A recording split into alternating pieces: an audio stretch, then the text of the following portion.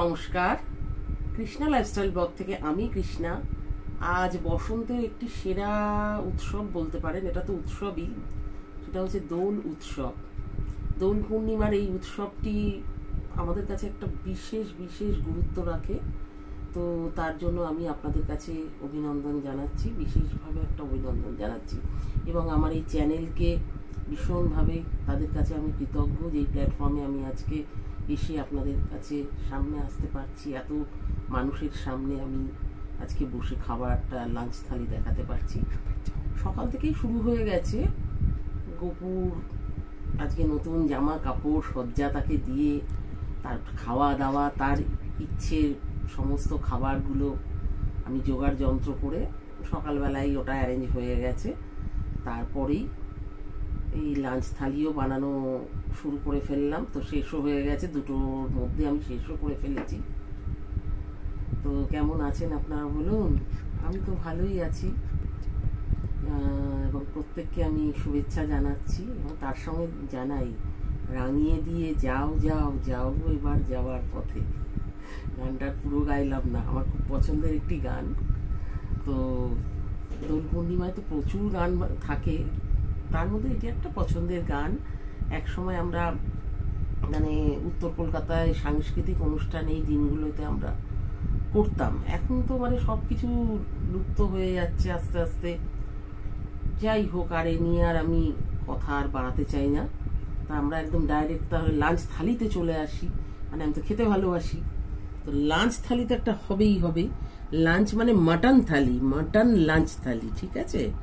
আচ্ছা, প্রথম পাতে আজকে উচ্ছে হয়েছে, দেখেছেন? উচ্ছে ভাজা, এটা কিন্তু একটু পেঁয়াজ দেওয়া আছে, এবং ফোড়নে কালো জিরে আর নুন আর হলুদ যেরকম দেবেন অ্যাজ ইট ইজ। আচ্ছা, সাথে আছে লাউয়ের ডাল, একটু মিষ্টি মিষ্টি হবে এই ডালটা, মুগ ডাল দিয়ে বানাবেন, একটু গাঢ় গাঢ় করে করবেন, লাউটা দিয়ে দেবেন। ফোড়ন কিন্তু আমি দিইনি, আমি যেভাবে পাতুরি করি, পাতুরি ডালটা করে তারপর লাউটা দিয়েছি। লঙ্কা আছে, আর নুন মিষ্টিটা বেশ একটা ব্যালেন্সে রাখবেন, সুন্দর অল্প হালকা মিষ্টিই দেবেন, বেশ ভালো লাগে। ডালটা নামাবার আগে একটু ধনে পাতাও যদি দিয়ে দেন, আমি তো দিয়েছি, ভালোই লাগছে। অনেকে ঘিও দেয়, অততে যে যাওয়ার দরকার নেই। আচ্ছা, সঙ্গে লেবুটি কিন্তু এর সঙ্গে একদম কম্বিনেশন টোটাল। আচ্ছা, এর সাথে রয়েছে আলু ভাজা। আর এটি কি জানেন? আজকে যে মাটনটা বানিয়েছি তার চর্বি, তার বেশ কিছু চর্বি ছিল আমার কাছে মোটা মোটা, সেই চর্বির বড়া। আচ্ছা, এটা হচ্ছে মাছ ভাজা, রুই মাছ ভাজা। আর এটা হচ্ছে গয়না বড়ি, এই পেছনে পোস্ত রয়েছে, খুব সুন্দর এটা খেতে, আমি এটা মেলা থেকে কিনেছি। তো গয়না বড়ি দিয়ে আজকে এই ডালটা আমি খাবো।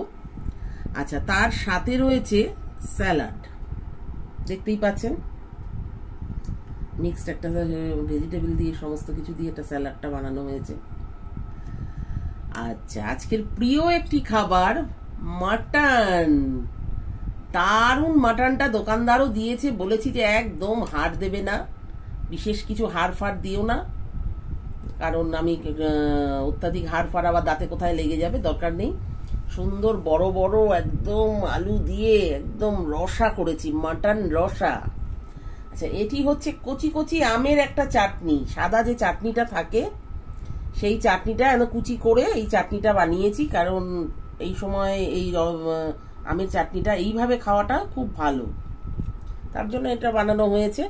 আর মিষ্টির শেষ পাতে একটু, আজকে দোল পূর্ণিমা যেহেতু, মিষ্টি দিয়েই আমার খাওয়াটা আজকে শেষ হবে। তো যদি ব্লগটা ভালো লাগে, লাইক কমেন্ট শেয়ার, এটা তো আশা করবো, এই সাবস্ক্রাইবটা তো অবশ্যই থাকবে। জানি কিছুই সেরকম হচ্ছে না, সবাই একটু ইগো করে বসে আছেন, কেন করব? সত্যি কথা তো, সত্যি কেন করবেন ভাবছেন? আমি অনেক ভালো ভালো কাজ দেব, দেখাবো, সেই জন্য ভালোবেসে একটু লাইক কমেন্ট শেয়ার এটুকু আশা করা যায়, একটু করে দিন, ঠিক আছে? তো এই পর্যন্ত, তাহলে আমি আমার লাঞ্চ থালিটা আজকে রাখছি, মাটন লাঞ্চ থালি। ঠিক এভাবেই বাড়িতে সুন্দর করে একটা লাঞ্চ থালি বানিয়ে এভাবে পরিবেশন করুন। আজকে আমারও যেমন বাড়িতে মেয়ে আছে, তো তাকেই ডেডিকেট করে আজকে আমি এই লাঞ্চ থালিটা বানিয়েছি। সে অত্যন্তভাবে খেতে ভালোবাসে, তো আপনারাও তাই করুন, ভালো থাকুন, সুস্থ থাকুন, ব্যাস আর কিচ্ছু দরকার নেই। তো এই পর্যন্ত থাকলো।